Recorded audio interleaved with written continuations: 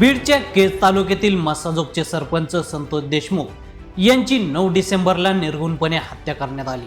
संतोष देशमुख यांच्या हत्येला 3 महिने उलटले आहेत। या प्रकरणाची सखोल चौकशी सुरू आहे।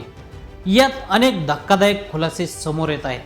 त्यातच आता सरपंच संतोष देशमुख यांच्या हत्येच्या निषेधार्थ बारामतीमध्ये सर्वधर्मीय मोर्चा काढण्यात आलाय। बारामतीतील कसबा चौक ते भिगवण चौकापर्यंत हा निषेध मोर्चा काढण्यात आला। या मोर्चात संतोष देशमुख यांचे भाऊ धनंजय देशमुख आणि कन्या वैभवी देशमुख सहभागी झाले आहेत। त्यासोबतच या मोर्चात युगेंद्र पवार यांनी सहकुटुंब उपस्थिती दर्शवली आहे।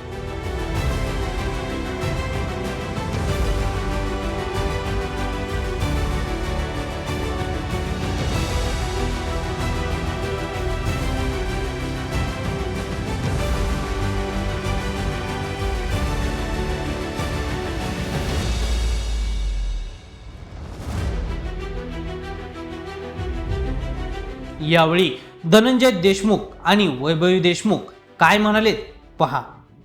तुम्ही आज धनंजय मुंडे ज्या पक्षाचे आमदार आहेत त्या पक्षाच्या अध्यक्षांच्या मतदारसंघात त्यांच्या गावात आला, पक्षाच्या अध्यक्षांना काय सांगा? मी आज खरं तर जी बीड जिल्ह्यातली पार्श्वभूमी आहे गुन्हेगारीची त्या संदर्भात मी थोडं स्पष्टीकरण देतो तुम्हाला।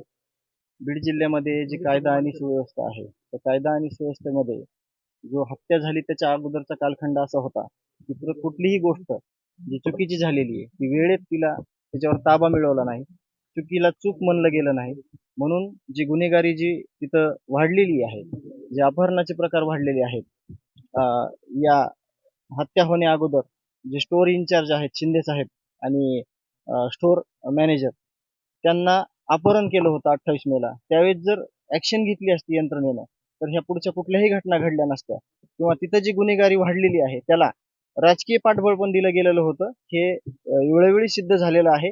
सगळ्या गोष्टी देशमुख कुटुंबियांना सांगायच्या आणि त्या ऐकायच्या यापेक्षा प्रत्येकानं आपल्याला जे काही भूमिका आहे आपली किंवा आपले जे काही अधिकार आहेत ते जर राबवले, ते जर प्रत्यक्षात आणले तर ह्या गुन्हेगारीला कायमचा आळा बसेल, एवढंच मी इथून बोलतो। जवळपास 3 महिने पूर्ण होत मात्र अद्याप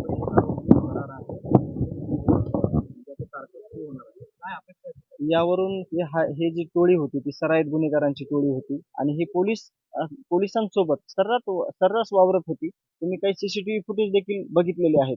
307 मध्ये फरारी असणारा आरोपी हा जो कृष्णा आंधळे आहे तो मागच्या 2 वर्षापासून फरार आहे, तरी पण केज पोलीस आणि धारूर पोलिसांत तो सर्रास त्याचा वावर होता। पोलिसांकडूनच जर त्याला अभय मिळत होतं तर तो कुणाला भेटणार आहे दुसऱ्या? जर तो यंत्रणेला घाबरत नाही तर तो लोकांना, सर्वसामान्याला, आमच्यासारख्या लोकांना थोडंच घाबरणार आहे। तर तीच त्यांचीच जिम्मेदारी आहे की ज्या ठिकाणी त्याचा ठिकाणा होता, ज्या ठिकाणी त्याला पोचलं गेलं होतं त्याच लोकांनी त्याला शोधलं पाहिजे आणि त्याला शिक्षा दिली पाहिजे। आतापर्यंत जे तपास पूर्ण करून जे चार्जशीट आलेले त्याच्यावर समाधानी आहे का तुम्ही? अजून सगळा पूर्ण 1578 पानाचं ते चार्जशीट आहे। त्याचा सगळा अभ्यास होणं हे वकील आणि आम्ही याला सुद्धा खूप अवघड गोष्ट आहे। जो तपास 3 महिन्यामध्ये सगळ्या यंत्रणा राबवून केलेला आहे, 1 आणि 2, 4, 8 दिवसामध्ये तो तपास आपल्याला अभ्यासणं खूप कठीण गोष्ट आहे। तरी पण आता जे काही राहिलेलं भाग 2 आहे, जे सप्लिमेंटरी चार्जशीट होणार आहे त्याच्यामध्ये देखील काय काय होणार आहे त्याच्याकडे सुद्धा बघणं हे म्हणजे गांभीर्याचं राहणार आहे। सप्लिमेंटरी चार्जशीट होणार आहे तुम्ही सांगता, काय आता अपेक्षित आहे? ज्या लोकांना ज्यांनी राजकीय पाठबळ दिलं, त्या लोकांना ज्यांनी पोचलं, जे आरोपी आहेत त्यांना फरार केलं, त्यांना सगळ्या चुकीच्या कामाला त्यांनी अभय दिलं, या लोकांची नावं ह्याच्यात आली पाहिजेत, मग ते किती मोठी असो, आणि त्यांना हे शिक्षा झाली पाहिजे।